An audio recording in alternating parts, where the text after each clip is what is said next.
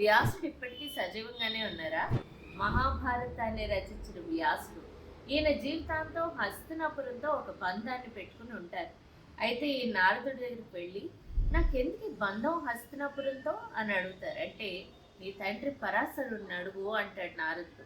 అప్పుడు ఆయన పరాశరుడి దగ్గరికి వెళ్ళి నాకెందుకు నాన్నగారు హస్తినాపురంతో ఈ బంధం అంటే నీకు బంధం లేకుండా ఎలా ఉంటుంది?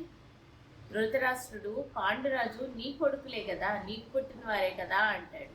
అని నువ్వు హస్తినాపురంతో బంధాన్ని వదులుకోవలసిన అవసరం లేదు, నువ్వు బంధాన్ని కలిగి ఉండు అని చెప్పి లోకంలో ధర్మం తప్పుతోంది. అంటే అప్పుడు కూడా ఆ యుగంలో కూడా నువ్వు చేయాల్సిన పని చాలా ఉంది, నువ్వు ఇంకా పూర్తిగా సాధన చేయలేదు. మొదట శ్రీ విద్యను ఉపాసించు అని శ్రీ విద్య ఉపాసన మంత్రాన్ని ఇస్తారు.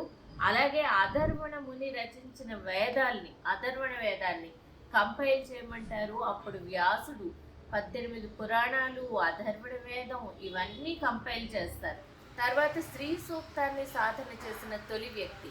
అయితే మహాభారత యుద్ధం తర్వాత వ్యాసుడు ఎక్కడికి వెళ్ళారు, ఏమయ్యారో ఎవరికి తెలీదు. ఈయన లోకంలో చిరంజీవి అని చెప్తారు.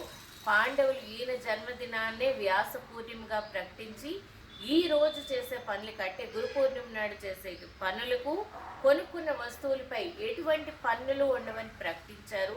ఆయన జన్మదినాన్ని ఇప్పటికీ మనం అంతా గురు పూర్ణిమగా జరుపుకుంటున్నాం. లోకంలో 7 చిరంజీవులు ఉన్నారు అని అంటారు. అందులో ఒకరిని మీరు కల్కి సినిమాలో చూసే ఉంటారు. మీకు తెలిసిన చిరంజీవుల పేర్లు ఏంటో చెప్తారా?